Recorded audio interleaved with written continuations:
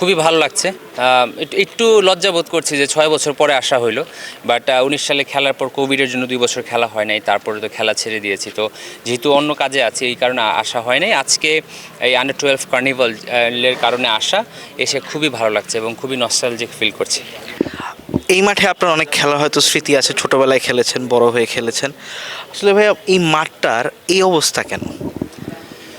এই মাঠটা এই অবস্থা আসলে বাংলাদেশ ক্রিকেট বোর্ড যেহেতু ডেভেলপমেন্টের কাজ শুরু করেছে, মাঝখানে আমাদের দেশে একটা বড় পরিবর্তন হয়ে গিয়েছে। ও বাই দ্যাট টাইম কিন্তু মাঠের কাজটা শেষ হয়ে যাওয়ার কথাই ছিল, বাট যেহেতু সব একটা পরিবর্তন হয়েছে এখন একটু স্থবির হয়ে আছে। বাট এতটুকু দায়িত্ব নিয়ে বলতে পারি খুব দ্রুততম সময় কাজটা শেষ হবে।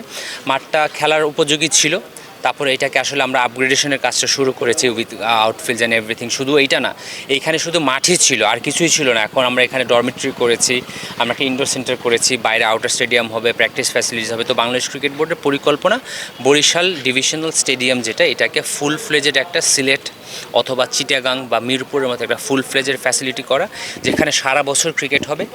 আন্ডার 12 থেকে শুরু করে ন্যাশনাল টিম সবারই প্রোগ্রাম এখানে হবে। তো এই আলোকে এখানে একটা বড় ধরনের কর্মযজ্ঞ চলছে এবং একটা বড় কাজ শেষ করতে একটু সময় লাগে, but once it will be finished ইনশাল্লাহ। এটা আমরা যেমন এখন প্র্যাকটিসের জন্য মিরপুরকে ইউজ করি, সিলেটকে ইউজ করি, তখন বাংলাদেশের সমস্ত টিম এই মাঠটাকে ইউজ করবে এবং এটাই আমাদের ভিশন। সো এই জন্য একটু সময় লাগছে, বাট আশা করি যখন এটা শেষ হবে, কারণ এই স্টেডিয়ামের যেই লোকেশন, ট্রান্সপোর্টেশন ব্যবস্থা, যেটা আমরা এই স্টেডিয়ামে ছাদে উঠলে বুঝেছি যে ভিউ, আমার মনে হয় না অন্য কোথাও আছে। সো ইটস ব্যক্তিগতভাবে এটা আমার ড্রিম প্রজেক্ট। আমি এটার সাথে খুব ক্লোজলি এটার সাথে ইনভলভ আছি এবং আশা করি দ্রুততম সময়ে কাজটা শেষ করতে পারবো।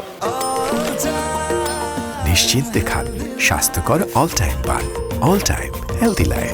একটা আলোচনা ছিল যে এবছর এখানে বিপিএল হতে পারে, এরকম একটা আলোচনা ছিল, বাট বর্তমান প্রেক্ষাপট দেখে মনে হচ্ছে এবছর না হলেও, এবছর সম্ভব না হলেও নেক্সট ইয়ারে একটা পসিবিলিটি আছে এবং হাইলি পসিবিলিটি আছে। এইটা নিয়ে যদি একটু বলুন। না, যেটা বললাম যে আমাদের বাংলাদেশ ক্রিকেট বোর্ডের ভিশন হচ্ছে কি আন্ডার 12 প্রোগ্রাম থেকে ন্যাশনাল টিম পর্যন্ত সমস্ত প্রোগ্রামে এখানে আমরা অপারেট করতে চাই। এটার মধ্যে বিপিএলও পড়ে এবং ফরচুন বরিশাল বিপিএলের অন্যতম মোস্ট সাকসেসফুল ফ্র্যাঞ্চাইজি, তারা নিজেরাও আগ্রহ প্রকাশ করেছে এবং এখানে যখন ফরচুন বরিশাল একটা তাদের ট্রফি নিয়ে প্রোগ্রামে এসেছিল, তখন আমরা বরিশালের মানুষের উন্মাদনা দেখেছি। আমি মনে করি এটা বাংলাদেশ ক্রিকেট বোর্ডের একটা বড় কমিটমেন্ট যে এই স্টেডিয়ামটাকে দ্রুততম সময়ে শেষ করা, সো যে এখানে বিপিএল হবে, এখানে ইন্টারন্যাশনাল ক্রিকেট হবে।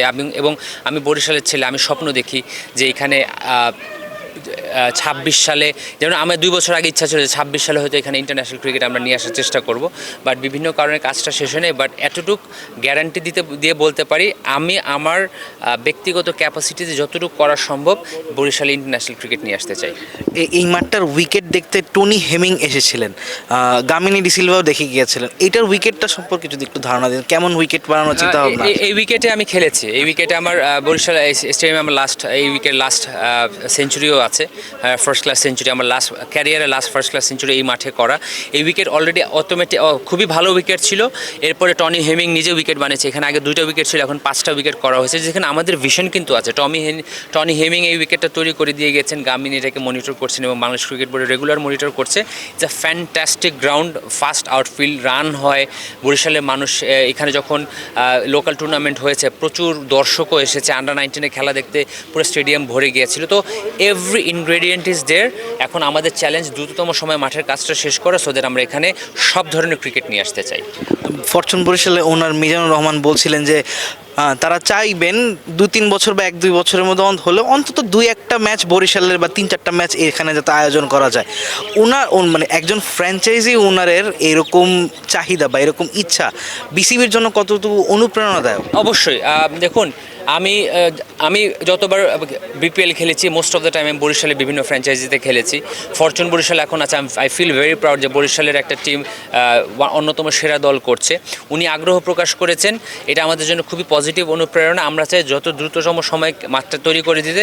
আমিও ব্যক্তিগতভাবে চাই এখানে ফরচুন বরিশালের 2টা হোম গ্রাউন্ড হয় কি, বড় টুর্নামেন্ট চালাতে গেলে দেখা যায় যে ফুল একটা ব্লক হয়তো এখানে করা সম্ভব হবে না, কিন্তু বরিশালের 2টা ম্যাচ বা হয়তো রংপুরের ক্ষেত্রে রংপুর রাইডার্সের 2টা ম্যাচ যদি ওখানে সব জায়গা হয়, তাহলে আমরা সারা বাংলাদেশকে দর্শকদের জাগাতে পারবো। এটা খুবই প্রয়োজন এবং আমি আশা করি এটা খুব দ্রুততম সময়ে করা সম্ভব হবে ইনশাল্লাহ।